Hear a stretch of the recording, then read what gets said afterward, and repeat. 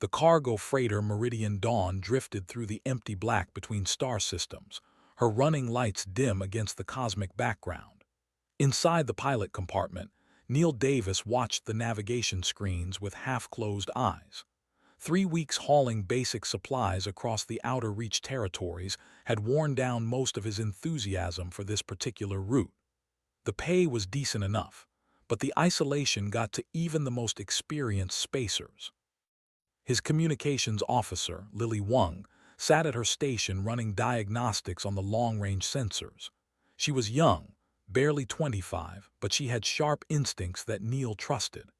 Amy Rodriguez occupied the tactical station, though on a cargo run like this, her board stayed mostly dark.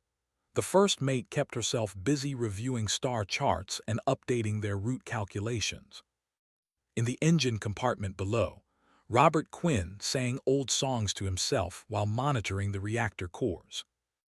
They were 16 hours from the nearest inhabited system when the sensors screamed.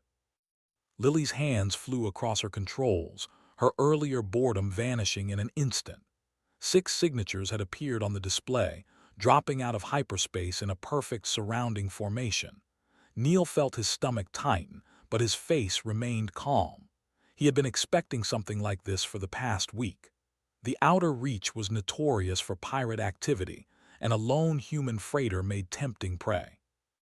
Amy pulled up the tactical overlay without being asked. The 6 ships were military-grade cruisers, heavily armed and bearing the marks of the Crimson Claw pirate clan. Their positioning was textbook predator behavior, cutting off every escape vector the Meridian Dawn might attempt. Neil allowed himself a thin smile that none of his crew could see. The communication board lit up with an incoming transmission. Lily glanced at Neil, who nodded permission. The main screen filled with the image of a reptilian alien whose scales gleamed red and black in the dim light of his command deck. Warlord Harkesh, if Neil remembered the intelligence reports correctly. The pirate leader's mouth split into what passed for a smile among his species. "Human vessel, you are surrounded and outgunned," Harkesh announced, his voice carrying the confidence of someone who had done this 100 times before. "Power down your engines and prepare to be boarded. Surrender immediately and your crew will be allowed to live as slaves. Resist and we will scatter your atoms across this sector. You have 5 minutes to decide." The transmission cut off before Neil could respond. Around the bridge, his crew remained silent, waiting. Amy's fingers hovered over her tactical controls. Lily had already started recording everything on multiple encrypted channels. Robert's voice came through the internal comms, quiet and ready. "Engineering standing by, Captain." Neil leaned back in his command chair and studied the tactical display. 6 pirate cruisers against 1 cargo freighter. The mathematics seemed brutally simple. Any reasonable captain would surrender or try to run. The pirates knew this. Their formation was designed for intimidation rather than actual combat efficiency. They had positioned themselves for maximum psychological impact, not tactical advantage. That was their first mistake. "Amy, what is our weapon status?" Neil asked, his voice conversational. "All systems green and ready, Captain," she replied with equal calm. "Drone Bay reports full deployment capability, railguns charged and targeting solutions locked." Lily suppressed a grin at her station. She had been with Neil long enough to know what came next. The pirates had done exactly what humanity's military intelligence had predicted.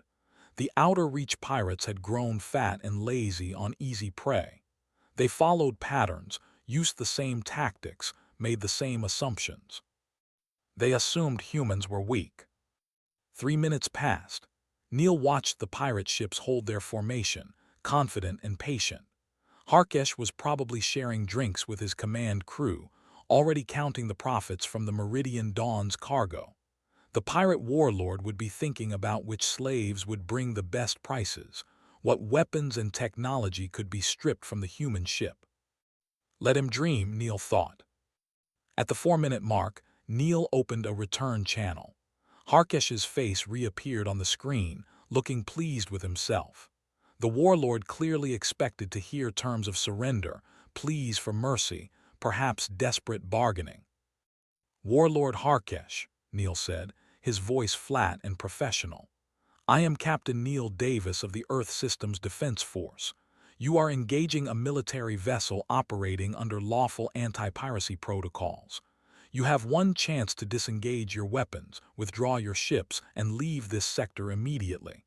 This is your only warning." The screen filled with Harkesh's laughter. The sound was harsh and mocking, echoed by other voices on his bridge.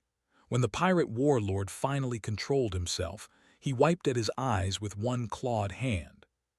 "A cargo freighter claims to be military. You humans are even more pathetic than reported. Perhaps we will keep you alive for entertainment value alone. Your 5 minutes are complete. Surrender now or die." Neil's expression never changed. He looked at Amy and spoke one word. "Bloom." The Meridian Dawn transformed. Hull plates slid away along the ship's flanks, revealing rows of railgun batteries that had been hidden beneath false cargo sections. What appeared to be standard shipping containers detached from the exterior hull and reconfigured in midspace, unfolding into dozens of autonomous drone fighters. The freighter's engines blazed to full power, no longer running on the limited output of a civilian vessel. Targeting sensors that had been masked as navigation equipment came online, painting each pirate ship with weapons lock indicators. On the pirate flagship, alarms began screaming. Harkesh stared at his displays in disbelief as the harmless cargo ship revealed itself to be something else entirely. The Meridian Dawn was not a freighter. She was a Q-ship, a predator disguised as prey, and her hunt had just begun. The transformation took less than 10 seconds. In that brief span, the tactical situation reversed completely. Harkesh's 6 cruisers had surrounded what they believed to be defenseless prey, but now they found themselves scattered around a fully armed military vessel that had already locked weapons onto each of them. Amy's fingers danced across her tactical console, coordinating the drone swarm that now filled the space around the Meridian Dawn. Each small fighter carried enough firepower to cripple a cruiser's shield generators, and there were 40 of them spreading into attack formations. The railguns hummed with magnetic charge, ready to throw tungsten penetrators at a fraction of light speed. On the pirate flagship, chaos erupted. Harkesh shouted contradicting orders while his crew scrambled to understand what had happened. Their sensors had shown a standard cargo vessel moments ago. Now those same sensors screamed warnings about weapons systems, power signatures, and targeting locks that should not exist on any civilian ship. "All ships, evasive patterns," Harkesh finally managed to order. "Target that human vessel and fire everything." The pirate cruisers began to move, but their formation was wrong. They had positioned themselves to intimidate, not to fight. 2 of the ships were directly in each other's firing lines. Another had drifted too close to an asteroid cluster, limiting its maneuvering options. The remaining 3 had clear shots, but their initial advantage of numbers meant nothing when they could not bring their weapons to bear effectively. Neil watched his tactical display with cold satisfaction. Every mistake the pirates made had been predicted, documented, and planned for. Humanity had spent 2 years studying pirate tactics in the outer reach. Every engagement, every attack, every pattern had been recorded and analyzed. The Earth Systems Defense Force knew exactly how these predators hunted. And they had designed the Q-ship specifically to punish those tactics. "Amy, execute firing pattern Delta," Neil ordered. "Robert, I need emergency power to forward shields. Lily, make sure you are recording everything. The Galactic Council will want to see this." The Meridian Dawn's railgun spoke first. Magnetic accelerators launched solid slugs at tremendous velocity, each one aimed at a different pirate cruiser. The pirates had shields, but those defenses were calibrated for energy weapons and explosive missiles. Kinetic penetrators were older technology, the kind of weapons most galactic species had abandoned centuries ago. Humans still used them because they worked. The first slug punched through the shield envelope of the nearest cruiser like it was not even there. The tungsten rod hit the ship's hull at relativistic speed, transferring kinetic energy in an instant. Metal vaporized. Hull plates buckled. The impact tore through 3 decks before the penetrator lost momentum somewhere in the engineering section. The pirate ship lurched sideways, trailing atmosphere and debris. Warning lights flashed across its hull as automatic systems tried to seal the breach.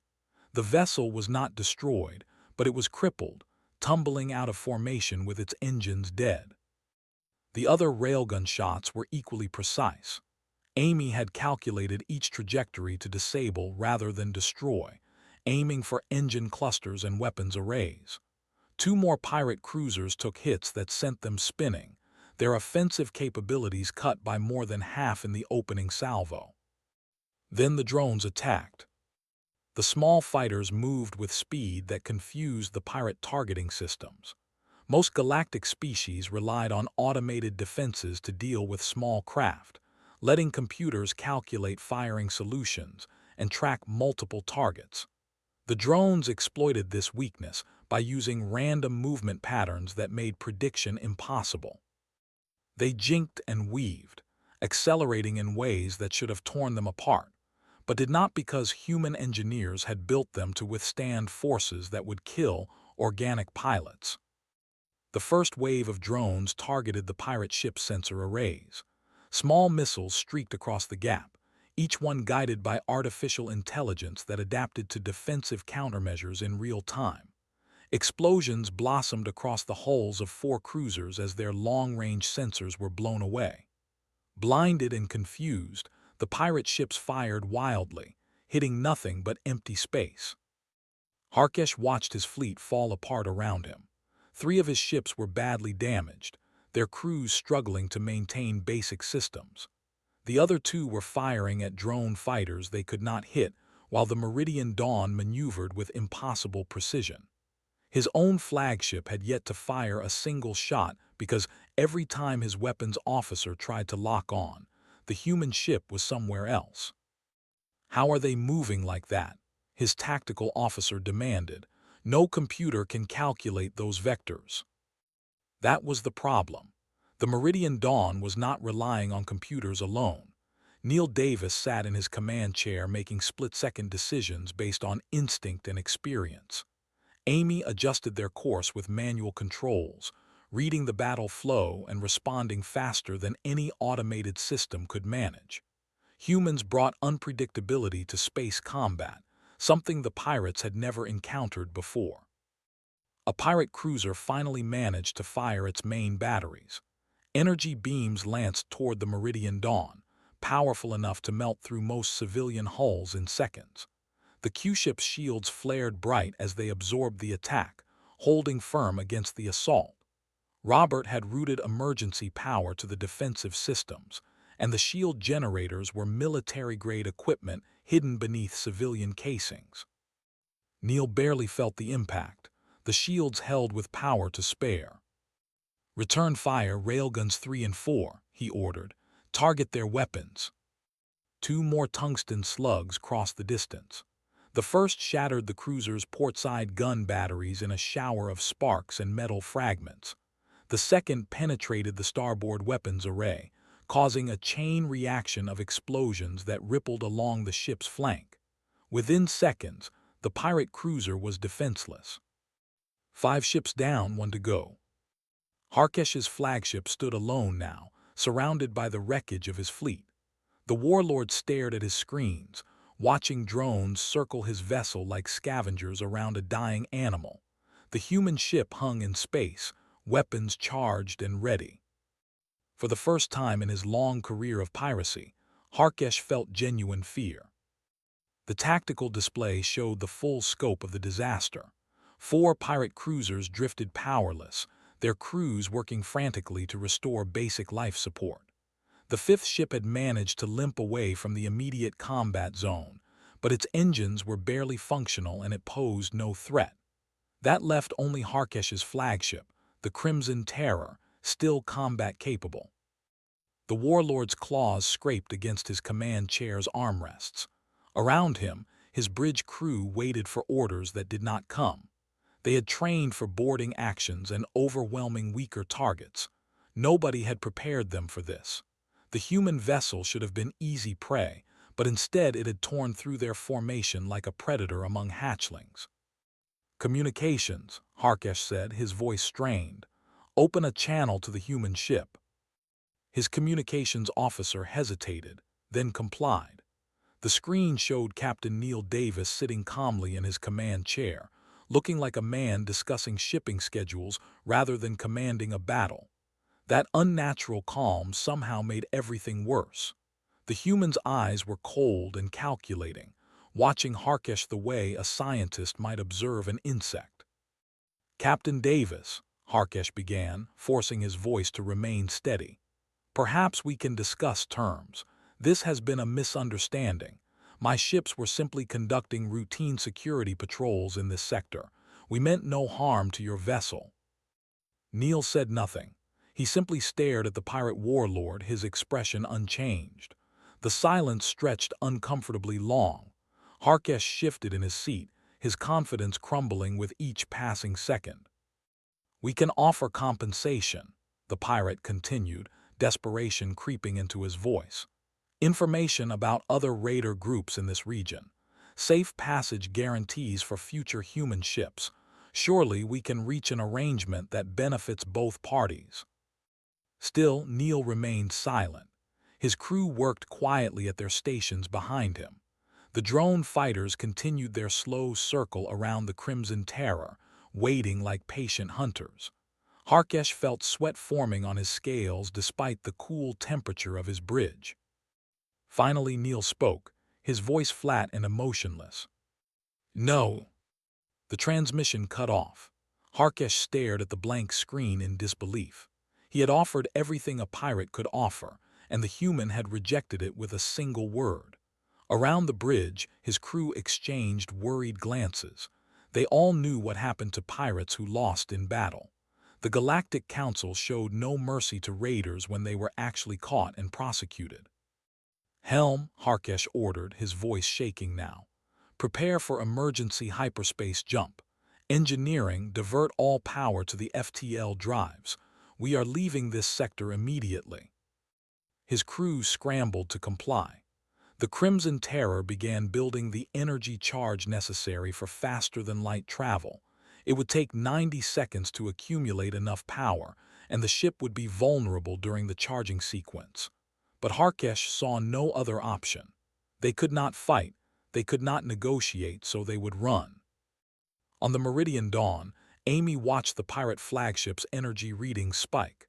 She glanced at Neil, who nodded once. "They are trying to jump," she reported.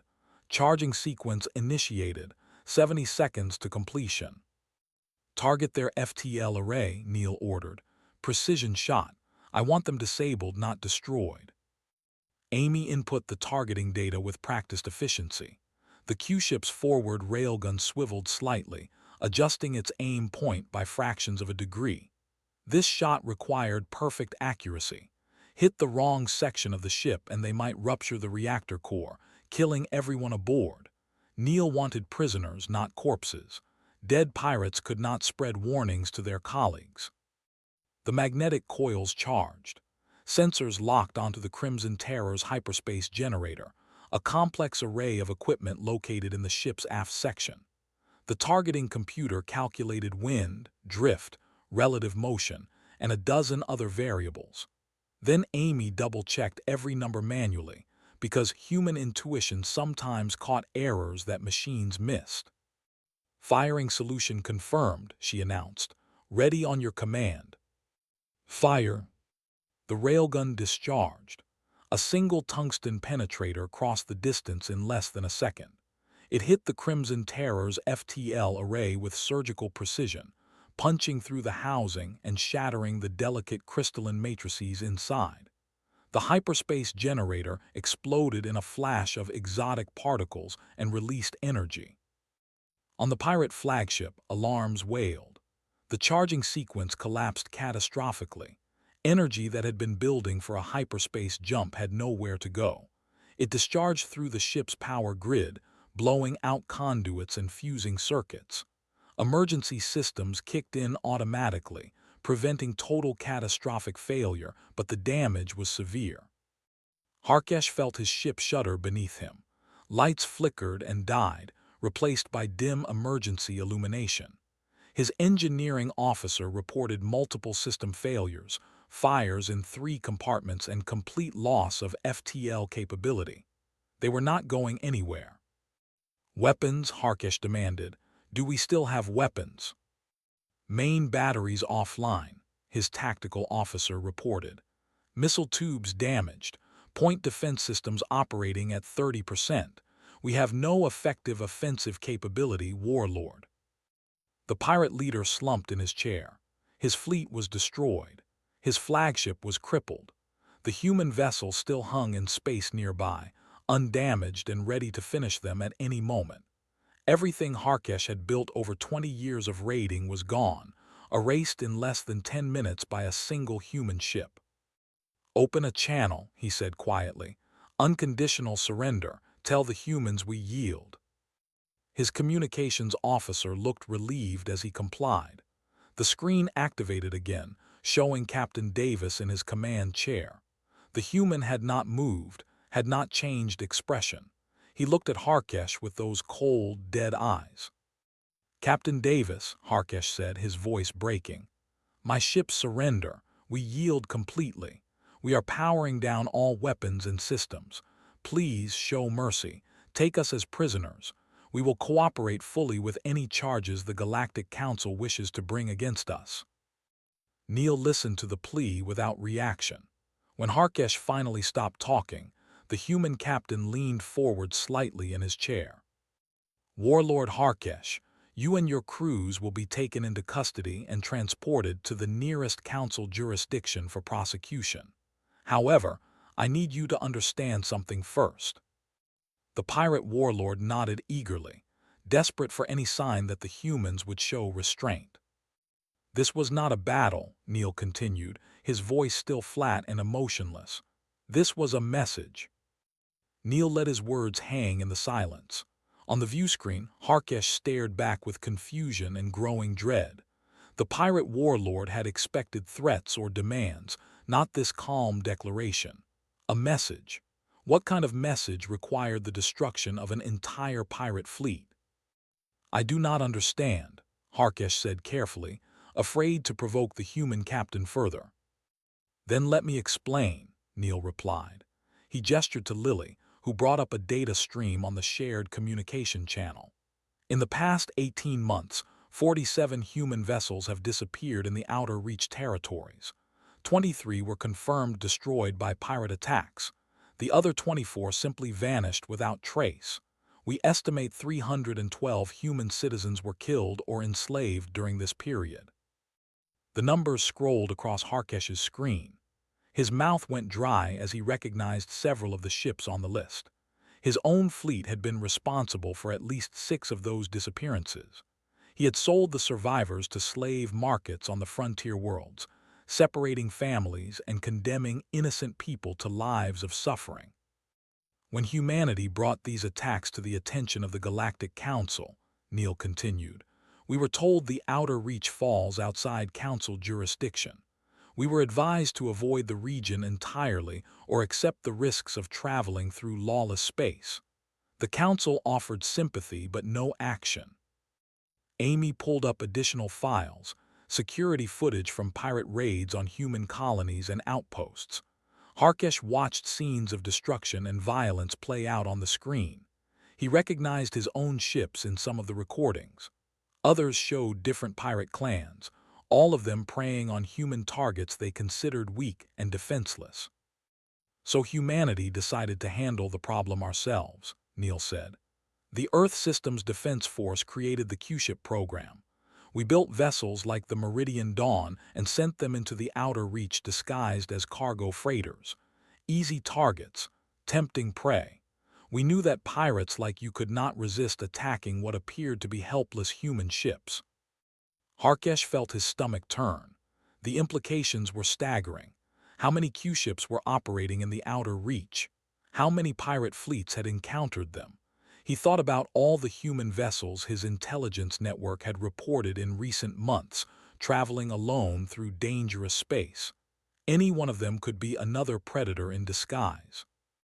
The Meridian Dawn is one of 35 Q-ships currently deployed, Neil explained, answering the question Harkesh had not dared to ask. We have been operating for 7 months. In that time, human casualties from pirate attacks have decreased by 68%. Pirate activity in general has declined by 42% across the entire region. On the pirate flagship's bridge, Harkesh's crew listened in growing horror. 35 ships like the Meridian Dawn, all of them hunting pirates who thought they were hunting humans. It was a trap on a massive scale, and the pirates had walked into it willingly. Robert's voice came through the Meridian Dawn's internal communications. "Captain, the crippled cruisers are launching escape pods. Looks like their crews are abandoning ship." "Track all pods," Neil ordered. "We will recover them after we finish here." He returned his attention to Harkesh. "Your fleet is the 18th pirate group we have engaged. The previous 17 suffered similar fates. Some fled and were hunted down. Others surrendered and were delivered to council authorities. A few chose to fight to the death." The pirate warlord thought about those other fleets, other leaders who had made the same mistake he had. 18 engagements in 7 months. The humans were systematically destroying pirate operations throughout the outer reach, and nobody had realized what was happening until it was too late. "Why are you telling me this?" Harkesh asked, his voice barely above a whisper. "Because you are going to help us spread the word," Neil replied. "You and your surviving crews will be processed through the Galactic Council justice system. You will be tried, convicted, and sentenced for your crimes. But before that happens, you will tell everyone who will listen about what happened here today." Lily brought up new footage on the shared screen.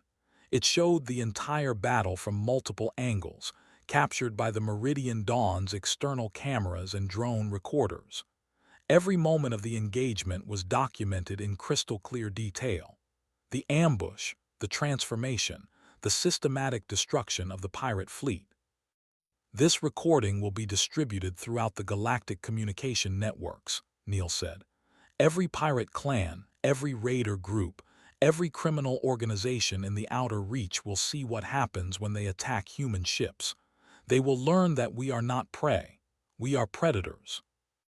Harkesh watched the footage play out, seeing his own defeat from an outsider's perspective. It looked even worse from this angle. His fleet had been completely outmaneuvered, outfought, and destroyed by a single human vessel. The recording made him look incompetent and foolish. Any pirate who saw this would think twice before attacking a human target. That was exactly the point. "You wanted to know why we are doing this," Neil continued. "The answer is simple. Humanity will not tolerate predation. When we entered galactic society, we did so with the assumption that laws and civilization would protect us. We were wrong. So we adapted.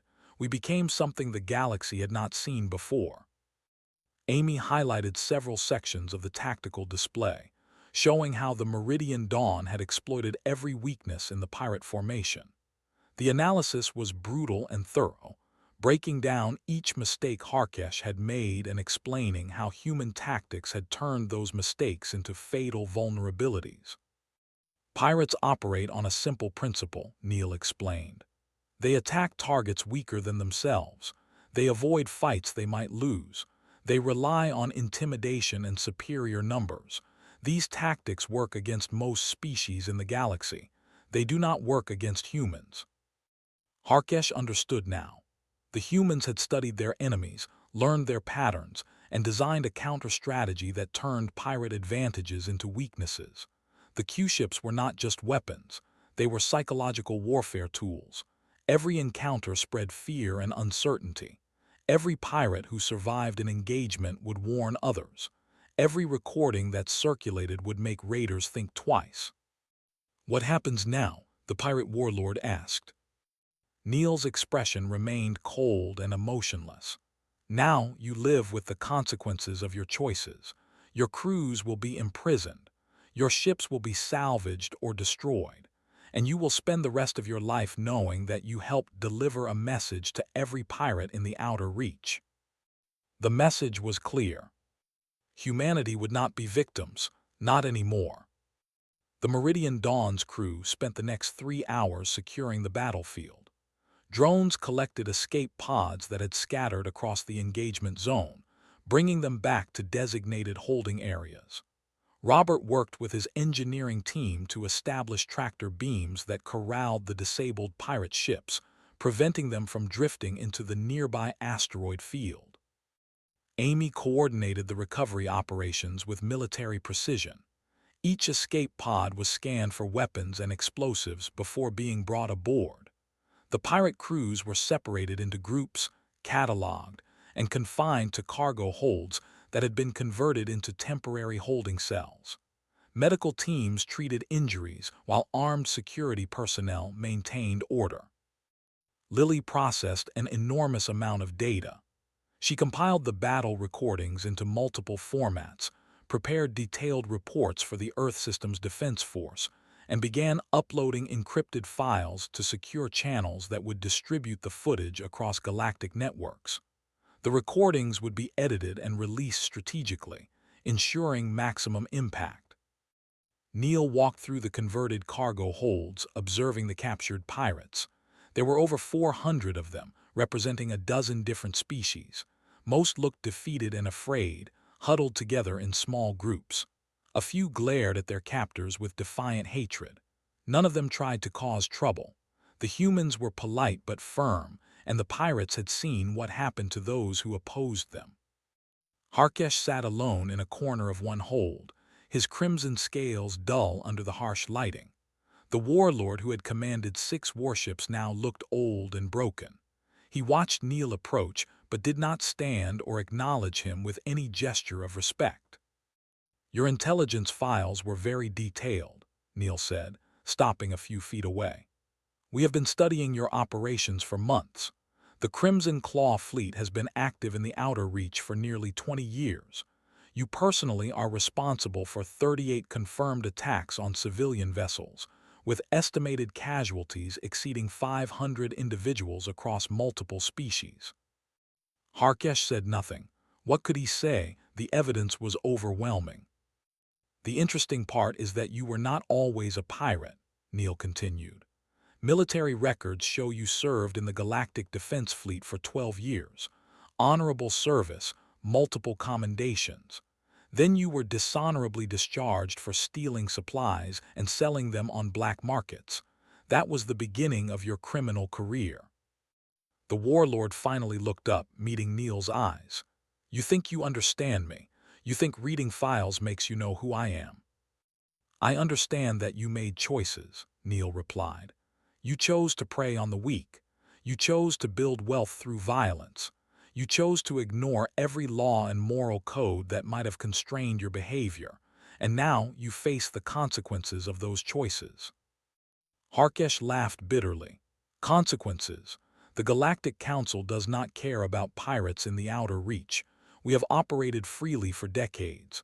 A few trials and prison sentences will not change anything. My crews will be released eventually, and new pirates will rise to take my place." Neil smiled, and it was not a pleasant expression. "You are not going to the Galactic Council." The pirate warlord's confusion was evident. "What are you talking about? You said we would be prosecuted under council jurisdiction." "I said you would help us spread a message," Neil corrected. "The trials will happen, yes, but not in some remote council court where nobody pays attention. Your prosecution will be very public, very thorough, and very instructive." He gestured to Lily, who brought up a holographic display showing multiple star systems. Earth and its colonies glowed blue, while pirate-controlled territories were marked in red. Yellow indicators showed the locations of other Q-ships currently deployed throughout the region. "Humanity has negotiated agreements with 17 different species governments," Neil explained. Each one has suffered losses to piracy in the outer reach.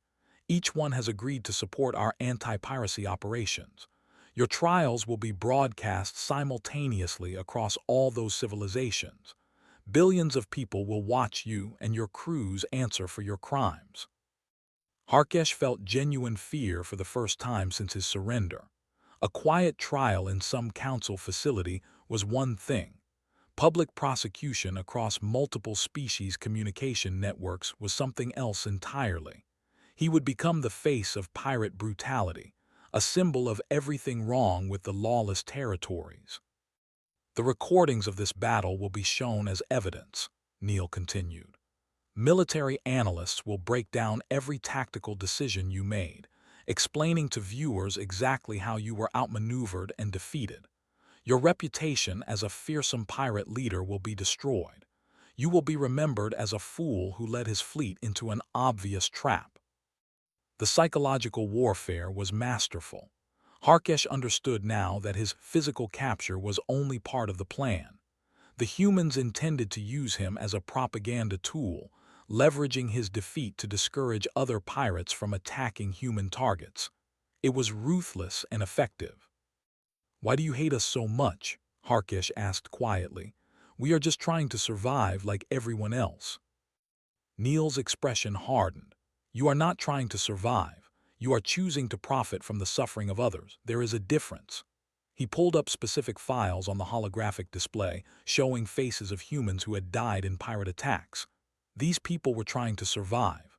They were merchants, explorers, scientists, families seeking new opportunities. You murdered them or enslaved them for profit. Do not dare compare your choices to their struggle. The warlord looked away from the images. He had never thought much about his victims before. They were just cargo, resources to be exploited. The human captain was forcing him to confront the reality of what he had done, and it was unbearable. "The message we are sending is not complicated," Neil said. "Attack humans and you will be destroyed. There are no exceptions. There is no mercy for those who prey on us. The outer reach will learn this lesson, one way or another." He turned to leave, then paused and looked back at Harkesh. "In your military service, you fought honorably. You protected innocent lives and upheld the law.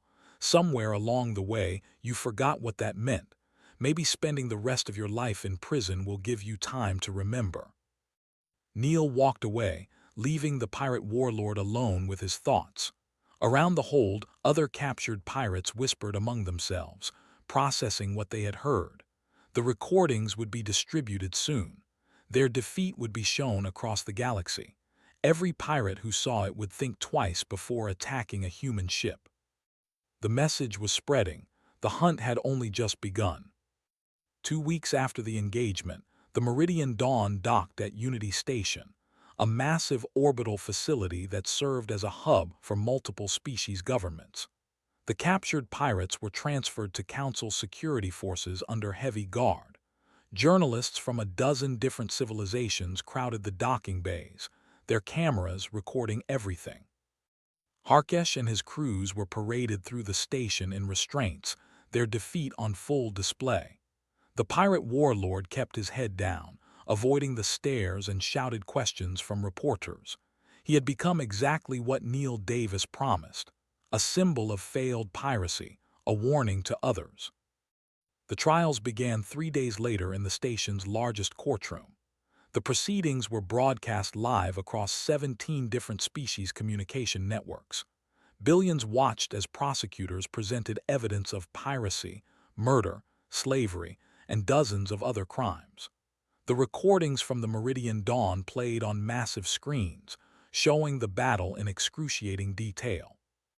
Military experts provided commentary, analyzing the tactical situation and explaining how the human Q-ship had systematically destroyed the pirate fleet.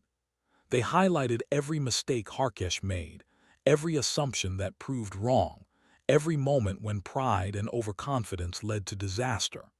The analysis was brutal and thorough. On Earth, in the headquarters of the Earth Systems Defense Force, Admiral Patricia Hughes watched the broadcasts with satisfaction. The Q-ship program had exceeded all expectations. Pirate attacks on human vessels had dropped by 73% in the past month alone. Other species were beginning to adopt similar tactics, building their own disguised warships to hunt pirates.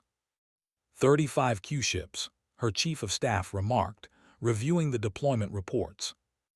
Operating across 6 sectors of the Outer Reach, we have logged 53 engagements with pirate forces, 47 victories, 6 tactical withdrawals, 0 losses.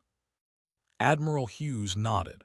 The program was expensive and required significant resources, but the results justified the investment.